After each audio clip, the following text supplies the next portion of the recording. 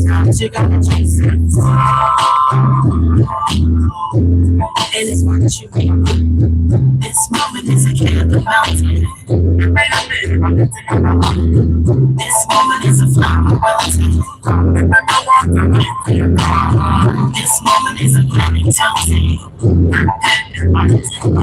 It's gonna fall rise in the wind. I got spies. This thing you call the person is already lost.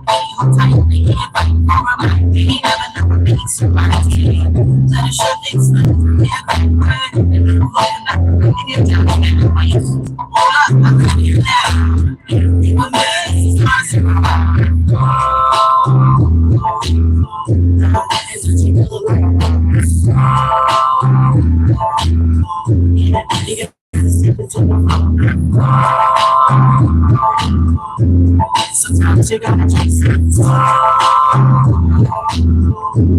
And it's what you mean.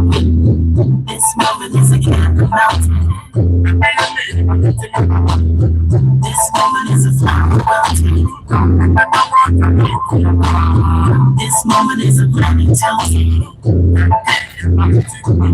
It's gonna fall fast, it'll be a fast. This thing you call the person is already past.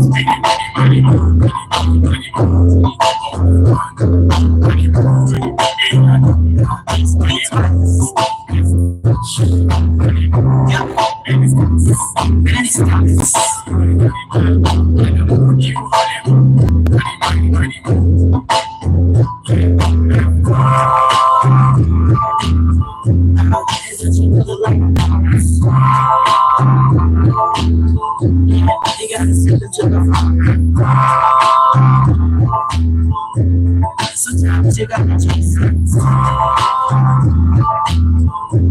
It is what you mean.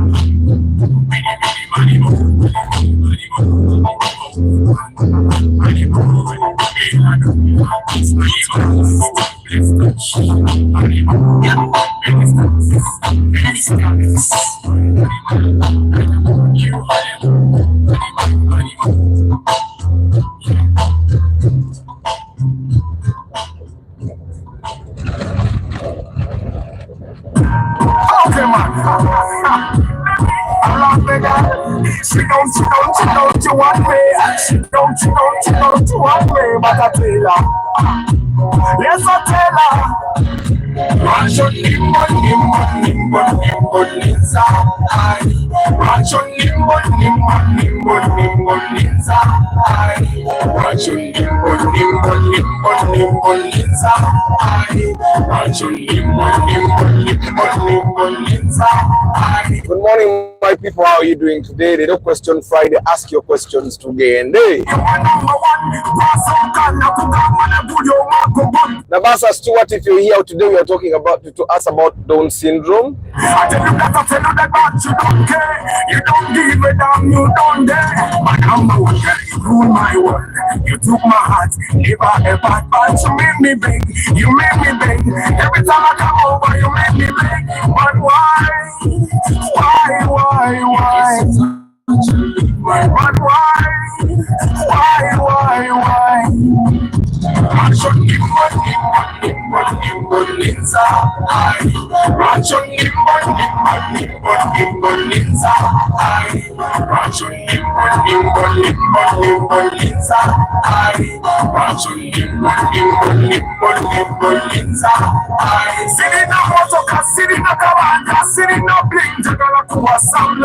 Give me some love, be my bitter half. I promise I will never let you down, my girl. Till the ring, till the pins, many things don't mean nothing.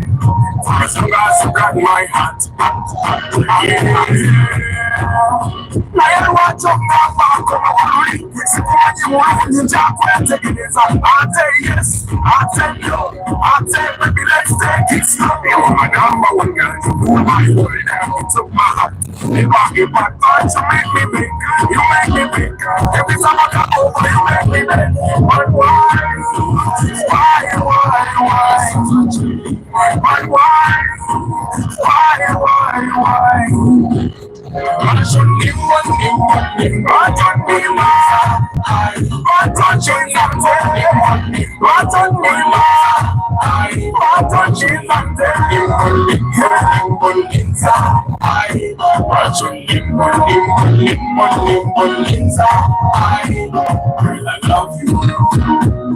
But you never ever take what I say. I need you.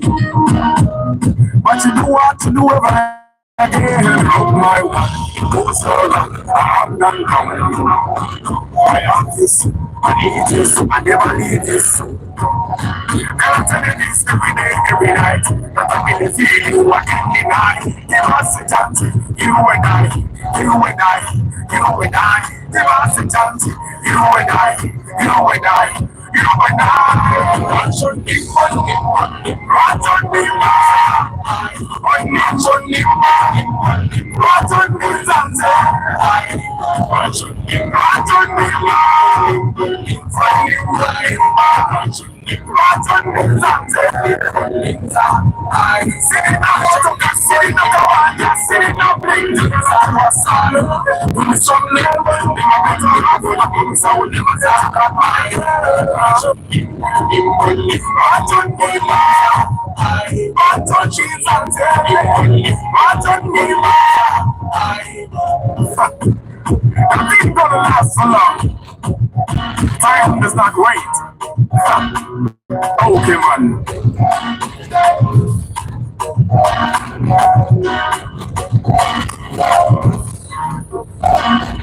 Welcome to the 30 kilometer per hour club, guys. I hope you guys are doing well. Lero kumacha 30 kilometer per hour club nze njikulembera bwe tubera kukuma kubonga go tuvuga only 30 kilometers per hour no matter what. Ogenda kulonda basaabaze obansindikire mu yebinya. Ogenda kuinda nayo dduka nga atagenda kuingamba oyo wa taxi oyo. Eri side enkuba erabika etonnya ate nga nyingi. But how are you, my people? I hope you slept well. Muyombya Mark, Zaz David Klaji, Warabi HVIP, Keith, Louis, Armat Photography, Richard Aki. Zaz David Klaji, nuwa ya bei muganda wangi. Kati, ate yondaba twaguze bulungi because that's a 2012. Twagulako 2009 milioni asatu mu mwenda ne. Because it was white as well. And we have also bought a 2011 at 42. 42 yali asasula cash. Emoroka hii yali masavu. Emoroka hii yali masavu ngatemanya ate eno. Okitegeera. Even the grading, I think the grade was way higher. But this one, twagiguze ezo sente because of the credit arrangement. But generally, the Nua is very expensive. Molimo Andrew, good morning. Generally, the Nua is expensive, even in the old ones. And normally, when someone comes to me and they want to buy a Nua, in their mind, I think they want me to tell them to go buy a used one. But a used one is not worth it because they're going to sell you a UBP at 33 million shillings. Okitegeera, atenga abantu abasinga abaguze Nua ezo ne bazigula babadde bazikozesa mirimu gyabwe. zibadde olumuzitikkamu okitegeera. Then the other thing I ask people normally, like especially this gentleman, yabadde agenda kugula credit. Ne kunkadde yabadde agenda kugula credit. Now, the one thing I know about credit is that regardless of where you buy, omuntu nga Arthur bw'akuguza emmoloka ye ku bbanja, abanja bubi okusinga owa bond. But you can imagine paying 25 million shillings on a car of 33 and the person is giving you only 3 months and on the dot. Okitegeera, ate nga n'emmoloka gy'akubanjizaako nkadde. That's why I normally recommend anyone that is buying a Noah, especially if you're buying on credit. Actually, never go with cash. I would definitely recommend we go to the bond. Now, why did we buy this one? Omuntu yabadde agula emmoloka eno yabadde a little bit picking. Ayina by'ayagala. Now, every time you go to the bond and there are specific things you want, kyongeramu ku ssente. Noah gye ziri eza layisi. Gye ziri ezibeera layisi naye abantu tebazaagala. Like for example, you see, if you look at the headlamps of that car, you realize that the headlamps zina mwaka kona wansawo okalaba. If you look at that, now there are other Noahs that don't have that car bend at the bottom of the light. Now those ones, the buyer did not want them. The buyer specifically wanted one that has that bend. Now that's late 2011. We what yao okitegeera. That's late 2011, and that's a change. Now the other thing that happened with this Noah is that it was a 2012 model. Now the 2012 model Noah taxes increase. Kati moroka, I don't know how the government works these things out. I would actually expect that newer cars are cheaper. Like the tax for newer cars is lower, but it's not that like that. The newer the car, the more tax it pays. And the more tax it pays, then that definitely means that the bond is also going to sell the car expensive to you. Like the 2010s, 2011s were way lower, but we did not want them. And also we saw a 2010 model Noah which was cheaper, definitely, but it did not have button control for the sliding doors. Okay, and then it had no steering controls. Now the steering controls can be bought, but you cannot install sliding doors even if you wanted. Katulaba wadabo kabini obalaba abasajja badabo kabini bano obalaba basi okuleeta obubenje ku nguuda obalaba kati abadde ayisanga alagawa seriously kweyo line eyo era ogenda okulaba n'omulala alinamu indicator wuuyo ewa Land Cruiser. And I saw a Kenyan meme where they say Land Cruiser drivers, Prado guys are the worst drivers. So guys, that's the Noah we bought. The gentleman is a very long time member here. And then yesterday I went to office nga luwo mwami Matthias. N'agamba sente zange za ticket zizi no. Nibamuwerawo receipt niyeyongerayo. So the guys abagula ticket mwebale nnyo abagula ticket za convention.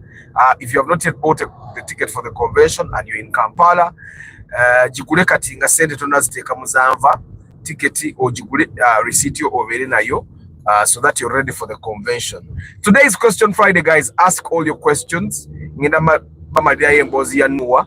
And of course, yesterday I saw other Priuses. And the guys will be surprised. None of the Prius Satu, but only one Prius was good and it was overpriced. So I decided to wait a little more. The Prius was overpriced. Then I saw two fielders, and each fielder was at 48 million shillings, which is also an overprice. And then I saw one Prius was 36. I tell you, Prius 36 million bidding ekitundu munfo ezitali mu kinaye ng'eri mu bondi naye nga nze ku kyenakebedde yeetaaga million bidding ekitundu munfo. Then the other Prius naye yabadde leeta era I did not want to go through it because era zayo zabadde nnyo. Bawadde kwa Prius kamu the old shape 2010 old shape nga kalungi naye nga price yako tetematiza nga akaseera nnyo ako nenkesonyiwa neŋŋamba let me wait a little bit and see what happens in what the future holds. Mukama tomanya n'atukwatirako. Kasim Kayondo, good morning. Abdurrahim Sita, good morning. Morad K Momo VIP, good morning. So guys, emoroka eno mugira bajenvuga sandi agadde bagibatwaleko ate mu mali mugambe kale I wish emoroka zaatabuse mu katale sali agadde bagitwale otuuka okugula emoroka gy'onoonya eri mu price range emu n'emoroka gye mbadde nnina kugambe kale wazide n'akagitunda kale wabadde okikuba okitegeera. I'm telling you ebintu ebimu tubyogera nga abasaaga. Joseph Valley Kudembe, how are you? So it's question Friday, guys. Keep the questions coming. Ngenda baddamu ono kamuyise ng'obudde bukyali mpise ne banne basatu. So this is a factory bakola bucupa obulengera that entire amount ya bucupa and these trucks zilese scrap bucupa. So today I woke up late. I am even still sleepy.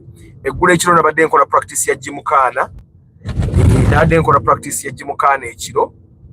I practice up to around midnight. I think midnight or 1 a.m. And and then I got home really late, and then I haven't slept enough. And then today is a marathon for me. Fridays are normally a marathon that ends with a chimeza chemoroka. Starch events, how are you? What's the bulungi?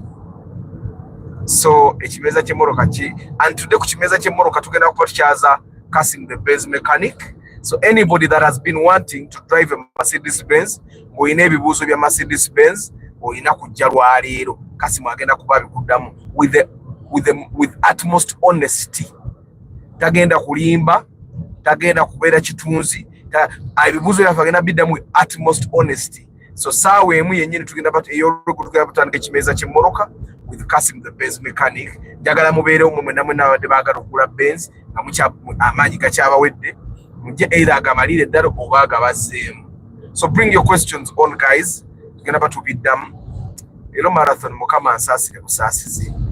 Era ngenda olutuuka ku office kwenti nga ntandikirawo okunywa kakaawa. Guys, double tap the screen to like the broadcast. Oba si kyekyo, you see the right hand corner, the upper right hand corner of your phone. There are 3 dots. Click the 3 dots and options will come down here. Okuli like, dislike, just like. Then omarogale options ezo. Give me the likes, guys. Today is question Friday. Sheikh Muganda nasuze bulungi wasotya lwaki Nadia tizina katali ne visitor. Nadia moroka nkadde nnyo ate visitor ina katali ze oboji ina visitor ya VVTI. Anti visitor zilimu ebikalo. The visitor that has a 3S engine yote ina katali. I would not even recommend anyone to buy it. But then there is a visitor that has the jebayitabatye engine.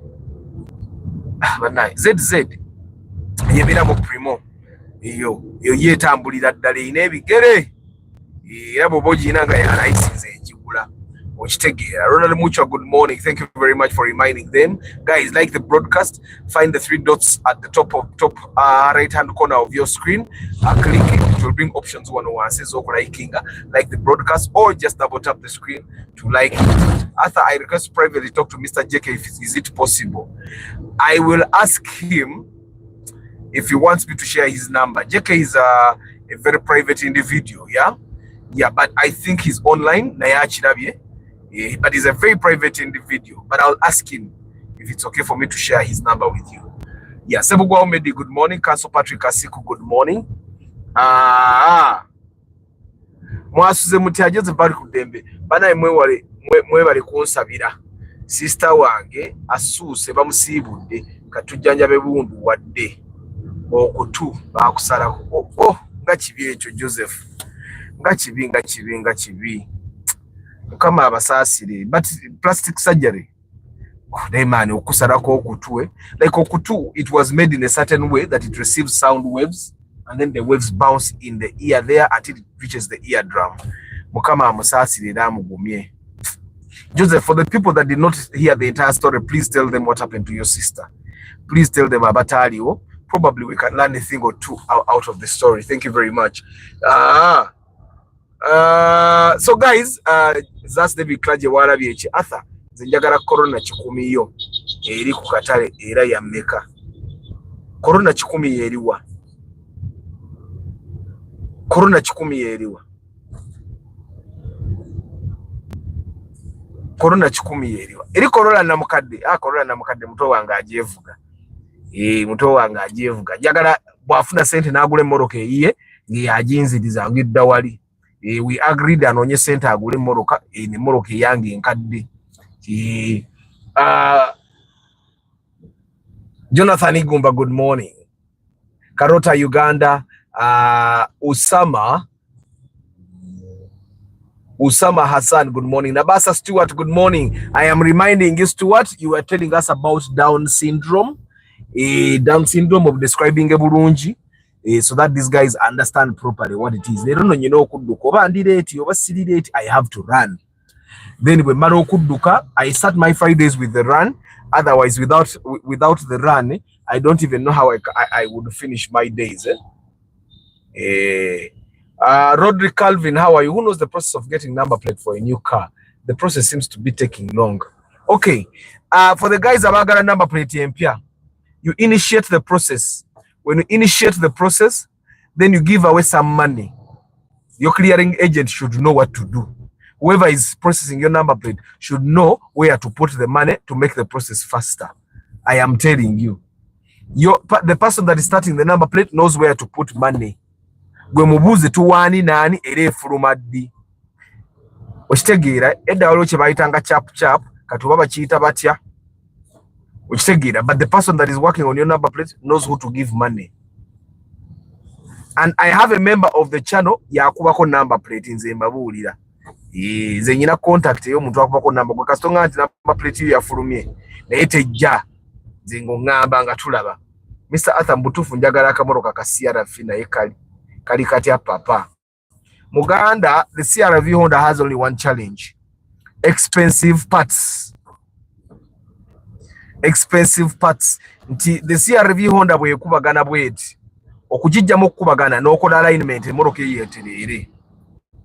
Emalawo $1.1 million. So nga ate zino emoroka endala bwe kubagana bweti. Kati olaba Corolla namukadde. Yesterday I was doing a drift. Nenkutula omutayimbwa guno ogutwala okugenda mu kikopo oguva ku hub okugenda mu kikopo nagukutudde. Kati bwe nagukutudde they came to replace it. Nembaga emoroka yonna mu gisumulule ne bagisumulula neteka mu borojo neteka mu zed neteka mu bushes. Okitegeera nemalawo $34,000. Kati ate nga guli omutayimbwa gwe gwabadde gusinga okuba ogw'ebbeeyi. Okitegeera kati awo CRV Honda senga ozeewo $7,000. So it doubles in terms of cost. Arthur, will you help me inspect a Chikumi if we can get it at 6 million as my first? The Saddam Sina buzibu. As long as you pay inspection fee, is a mokazi million omukago omusajja nze mukebedida. Naye omukazi sisobola. Omukazi actually omukazi ne bwaba ayagala moroka million 10 alina okujja ne bbaawe. Abakazi basumbuwa. Mazima abakazi abatasumbuwa bali abagule moroka. Ngirinnyeemuko kabeeyi nga ne options zeeyongedde. The first thing with women nti beeronda nnyo. Yeronda ngemoroka ze yeronderamu sente ze tezizigula. Okitegeera n'agigula n'ategera implication ate maaso yonalaga nti ate teyategeera. Arthur, can I get a Rumion at 20 million? Yes, you can get, but it will be bad. Rumion gitandikire mu $2.3 million. Ate ne $2.3 ojja kulyayo kaaka sente akatonotono. You get.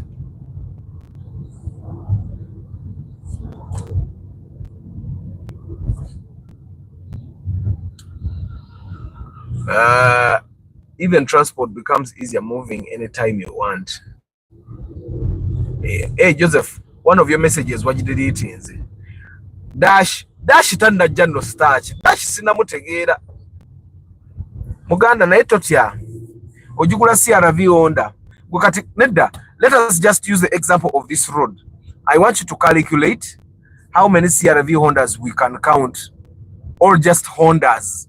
Let's just count how many Hondas we see on this road alone. Kuline kubo. We bana Honda zokka. Tobana CRV Honda.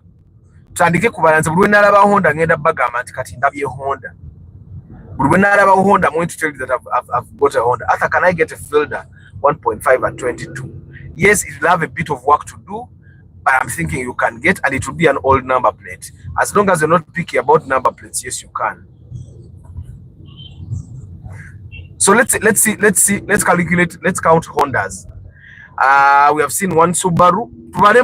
Let's just calculate. What's the difference between Nissan Hardbody and Navara? The Navara is a much more luxurious vehicle. I think it even has a bigger engine. The Hardbody is a budget pickup. I think I'll have to go deeper into that. Toyota ngenda kugamba. Kati olaba webbali waliwo Isuzu Elf, okay? Waliwo Isuzu Elf M, Isuzu Elf Bill, Mitsubishi Canter M, okirabye? Eyo nayo Canter, ezo Nissan bagiyita batya Next Trail. Musibala ebike bitali Toyota njagala tubibale. Iyo Toyota Aqua, kibayita ka Prius C. Toyota Aqua jibayita Prius C. Njagala tubale moroke zitali Toyota olwaleero, so that you guys get into perspective, and it's not by accident that they are not there. Emoroke z'abantu bazigula Isuzu Elf ziri awo wansi empitirivu. People buy those cars, but most of them fail to keep them on the road. Now meyo garage temuli moroke itali Toyota oba Subaru, naenda yo Subaru Forester M. Yiyo Isuzu ongirabye. Tubala emoroke zitali Toyota. Iyo Isuzu obaka Isuzu chako, Canter, Mitsubishi. Look, you realize that most of the Isuzus and Mitsubishis are lorries, yeah? There's a Subaru there. Nozola watu wakavuga kilomita anga 3. And the only non-Toyota cars we have seen are Subaru. We have seen a Nissan X-Trail, yeah? And then Isuzu bus, that's a Howo truck. Mitsubishi Canter, neri edina amanda nayo Mitsubishi Canter. Eno si forward. Kimoroka kirecho. Canter. Anonya moroke tayi Toyota Canter, Hijet, Daihatsu, oyo nayo Toyota. Forward, Owo, Subaru. So guys, just by examining the 3 to 4 kilometers that we have traveled now, those omanye moroka zo ino genda okitegedde eri Crown. Yes, Hussein Munyantwali ono Matuga. Mutegedde moroka ze mulina okugula bantu bange kati. Osobola okusala ono gama ze njagala kubeera unique, but you guys need to understand that being unique comes with a price. There is always a price to pay with you wanting to be unique. Olaba ere moroka ya police eyo double cabin Land Cruiser yefuluma eyo safu zonna Toyota. Wali ku mafuta, the only car that is there that is not a Toyota is the Elf. Waliwo ne Isuzu era Elf nayo. Mulaba ndoza gye tulina okulaga, the only old car we have seen here that is not Toyota yeyo Subaru Forester UAM. Okitegeera ne wali muka washing bay olwo Subaru, endala zonna Toyota. So you guys, njagala tukolese kati ebyo ebiriwo, sigamba nti abantu bazaagala. Yesterday we were in the bond. Mr. Kometa UGVIP, good morning. Pascal Ima, good morning. Davis Tukube, good morning. Henry Morajus, good morning. Saleh Kaziwe, good morning. Yesterday twabadde mu bond eyo twaguze Noah, and we saw the Priuses. The only Prius that was nice, I did not like it. Now, had it been in a fair price, I would buy it. But twabadde no mwami oyo, he's someone that has been following me from like 2022. And we were in the bond and he was asking me, Nekat Arthur, gwe moroka jovuga we mwagenda mu bondi gye wali wagana mugana yange nice jagala. Okitegeera. Personally, I've never liked a Ractis. nambuza kati ng'ogivuga ne mugamba ngivuga because ekola omulimu gwenjagala ekole ki ekole nangamba kati ate kano ne mugamba ne kano nkagula sikaagala naye nkagula it's the small Prius guys the one that I just drove you remember nkagula naye nyina kagula nkali miwendo mirungi ng'oli takaseri nnyo because when you look at that Prius the price is literally the same with the big one eri ebamba kitundu okugitereeza ng'oli the braking system nfu. For the guys that have not bw'oba tomanyi kukikebera toyinza kukimanya kuba n'omusajja yennyini agivuga yangambe me I see no problem with it muga it's okay you see no problem me I see the problem because I know okitegeera omulaba emmotoka endala yiyo Subaru Subaru emmotoka ezikyuka ennyingi ziba Subaru ano kyendabye. Arthur, please advise me. I want to save my car money and buy Toyota RAV4 old model, short, and modify it for off-road because our area is hilly and most of my work is in the village areas. The RAV4 would work. The RAV4 would work very well. But if you want to enjoy the RAV4, I would recommend you buy it manual. A manual one. Manual tezira bikae. But the manual RAV4 is one car that is very durable. But it's one car that you will enjoy. Tagenda kuba na complications nyingi okitegeera. But if you could get like motoka obugimu ne buyina 4-wheel drive ennungi. It's just that maintenance yabo mbyale yogula RAV4 toyina kyakola Subaru. Mulabye motoka ze muyina okugula nze nabaga ngenda kubabalira buli motoka etayito tagenda bakubala ngenda kibagamba. How is the Nissan Juke? Nissan Juke, you buy it if you have your money. Sometimes we just have to risk our money and see. It will disturb you, but if you have money, you will afford it. How many have you seen on the road lately? The only Nissan Jukes I've seen on the road are Nissan Jukes that are driven by people that live in town. Ngavuga kilometer 2 okuva wakapaka ku mulimu. Satu. Ochegera so in total ngatavuga kilometers zimera 10 olunaku. Ngali mu kijuku kyekyo. Okitegeera. Nembyalo tiziriyo. You read even the reviews online. They are not good at all. They are not good at all. But I know they are cheap. I know that one of the reasons you guys consider those cars is because ogenda okukigattagattamu nga ya rahisi okusinga ku Toyota zino endala. Okitegeera, which is not. Nabagambe every car that I see that is not a Toyota, I'm going to tell you. Tuzibala nno. So nyine ekibuuzo kye nalabe wane eno gye twatandikidde eno. Talk about if your car is designed to use 175/70/14 rim, the manufacturer, what size can fit? 205/65/15R. Kayati kasta buli bw'oyongeza rim obunene, every time you add the size of a rim, oyina kumanya oyina gezesa.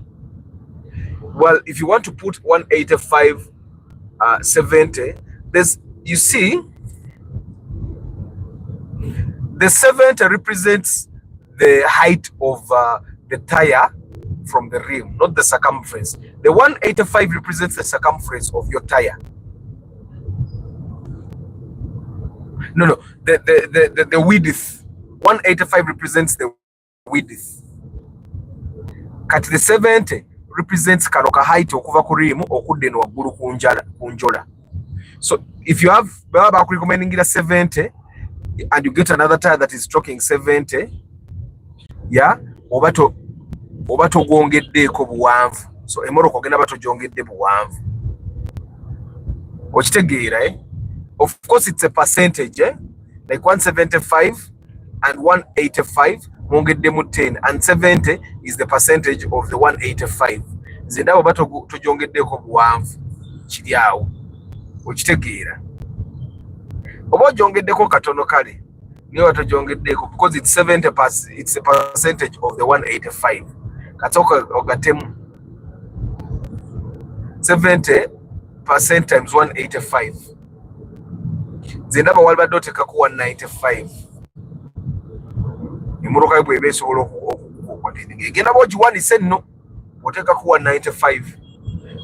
Choinzo kola, when you go to a place where they sell tires, they can try. That's what can take 185, 95. The value of Morocco, wait a Morocco, watch for the Land Cruiser. Watch the but 185 would be ideal because of what you get there. 195 is over color. 195 is over color. But you have to try it. Or Morocco basically over the tire does not like hit the fenders. That's very important for you to try. Why is Toyota Isis not as popular as the wish of Fielder? The Toyota Isis comes with the 2-liter engine. Gives it more power, but also gives it more fuel consumption. It's not a bad car, but then the consumption is not friendly for us as Ugandans. Which take it, Ricky, but good morning. Arthur. Yes, you are saying what to say it. Make a store to say. Mr. Arthur, bwemba nina akamotoka kange kenjagala okugula. Nsobola okujja no kankebererako. Ize sigana. Nze kasita senza inspection zibaawo. I will check. When zitabaawo obviously sijja kebera. Ne kasita senza inspection zibaawo, I will definitely check. Arthur, what usually causes automatic vehicle gear levers to jam? The gear lever itself can die. The gear lever itself can die. Sometimes if it's a cable based, cable esobola okutuka, oba esobola okukaluba, oba esobola okuba nga cable yo bagiyiyamu netuka nejaminga. Yeah? It can die because me have replaced it before. It's not something that happens every day, but it happens. It can happen. Johnson Lubinga tuli bulungi gwoli otya wasuze bulungi. So guys, it's question Friday, but with the CVT the gear levers don't actually jam. When I break down your pitch, yiri eriyo yabadde red yaskono mulala yabadde black. You know, Forest 10 bwe njigwako nga yamani eyo njigula bulungi nnyo nebeerawo mu collection wakati olaba Forest eyo erina okuba ya million nga 5 eyo 5 nnya awo bweba nnungi nnyo 6 eyo Forest eyo. Now I'm saying it simanyi weeri but nze senga ogimpitidde naaligiguze 5 oba 4. Why am I even buying it 5? Because of fune mboroka million 5 ngitambula kizibu. So ojigula nobeera nga wevuga notabeerawo nga tolina mmoroka. Kati ka Nissan. Lida kwa Toyota DB. That's a Toyota DB. Ejja before the Rumion. Badde sijegendereza. Bayina ka Nissan Cube. It's a Toyota DB. It came before the Rumion. Guys, it's question Friday. Bring your questions on. Bring your questions on. Okay,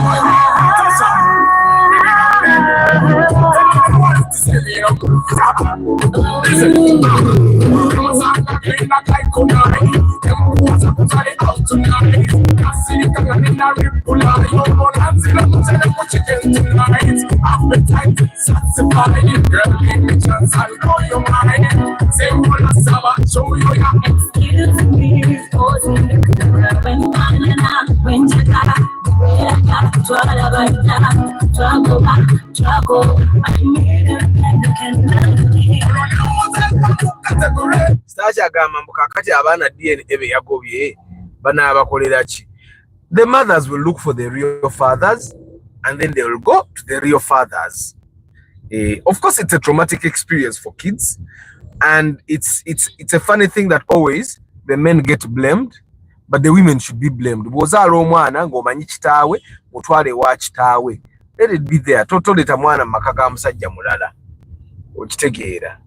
I looked for a Toyota DB I gave up tebulabika. Tebulabika because it's a good car. Kabamu 1NZ, so it's as reliable as a Spacio. How is South Sudan, Davis Tugume? Down syndrome. Kale tutandise Down syndrome lesson, guys. Stuart Nabasa is telling us. Stuart Nabasa is saying Down syndrome is not caused by something that parents did or did not do during pregnancy.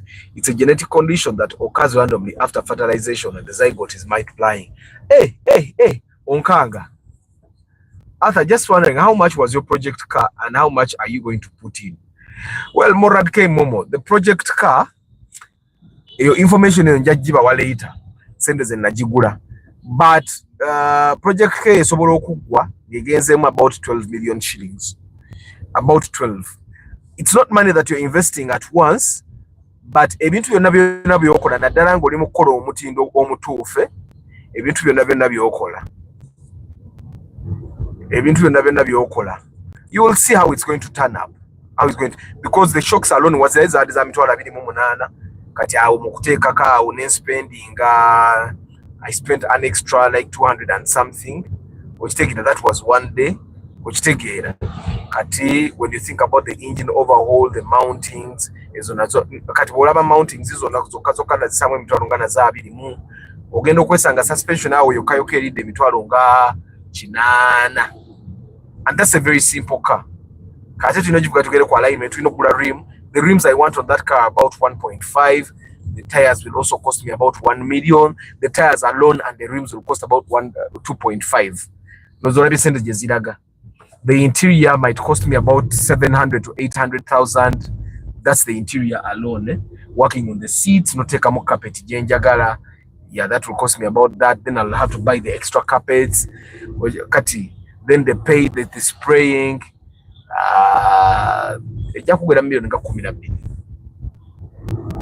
How good is the Suzuki Samurai?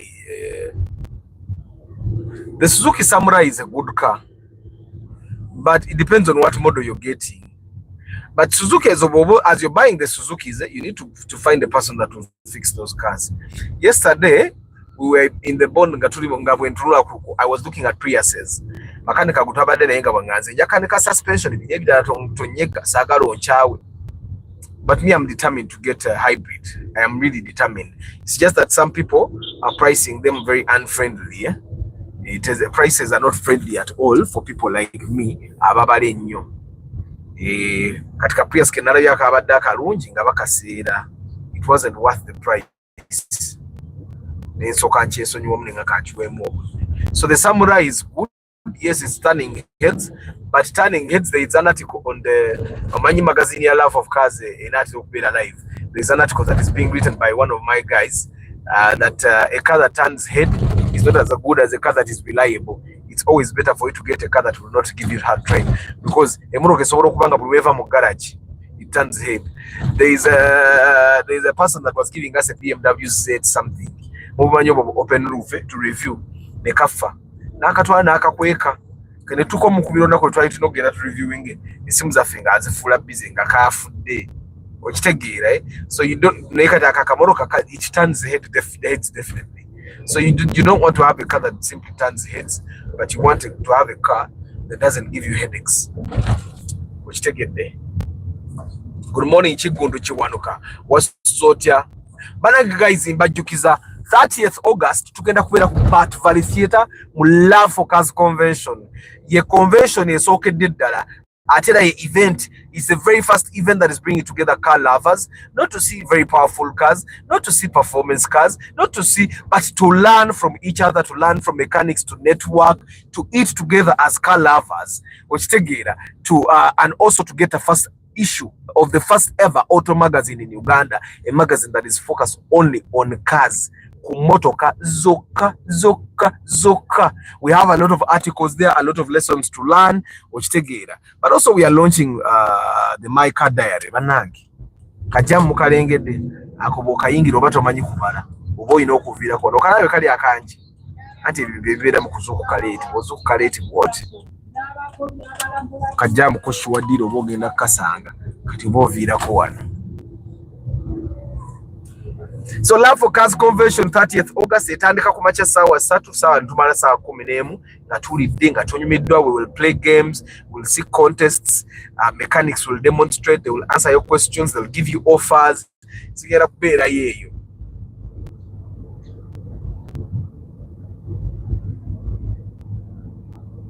Naye walai omanyi emmotoka ssebo My friend recently bought that Forester money of 5.5. Cut is adding some few millions, but already enjoying it. If Forester you $1 million, kaga nya. Would you recommend a Toyota Rush over a Toyota Isis as the first car? It depends on what you're looking for. Personally, I've never liked the Toyota Rush. I find that the Toyota Rush is one of those overpriced vehicles. It doesn't give you value for money. That's one thing I know about the Toyota Arthur. It's too tiny. I think the last time I checked, it was 45 million shillings in the bond. Not worth it. So I would take the Toyota Rush because of fuel consumption, but I'll take the Toyota Isis because of value for money. So such children have a delay. Down syndrome. Down syndrome is just an error that happens with the zygote. It's a zygote. Yagambye abana balina Down syndrome. Such children have a delay in growth, take long to speak, and speak with difficulty. Yeah, their tongue always comes out. Their ears are small compared to normal children. Their face is flat. Abana ba Down syndrome twabalabanga tukula. Kids with Down syndrome are those kids betwalabanga abantu bagamba oyo mugagga yasaddaako omwana we. Edda, before Down syndrome was given a name in Uganda, but then Down syndrome came. I think it's a funny thing. Nabasa Stewart, let me ask you, why is it that literally every Down syndrome person, wachi amakaga abagagga agamu obakala agasinga ngedda, wachi rich homes had a Down syndrome baby? Era omwana Down syndrome kizibu musanga makamaavu oba lwakuba bw'abeera omwana Down syndrome bwanzaalibwa makamaavu bamusindika mu kyalo ne bamusuula eyo. You answer my question. Mr. Commenter UGVIP agamba, sir, on my way to work this morning, I met a Toyota Wish driver in Zambia who had forgotten to lock his door, which was literally shaking. Thankfully, he headed Teyeraze. Mana guys, Mugalezi G. Thank you, Mr. Commenter UG. Mugalezi G. Your car has a warning light.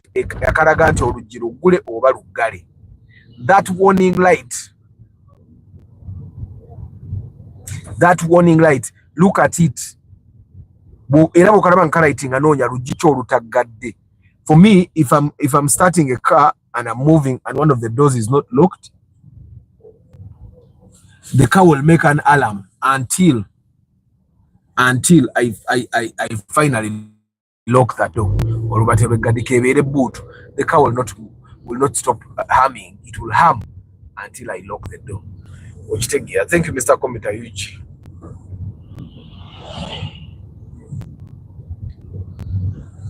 A starch. Abachala bo balize mu convention nnyo ne bayiga ebintu bye batamanyi ne balaba demonstrations ne bayinza kulaba. What can lead someone to forget to lock their doors? Cause I have met several. I managed to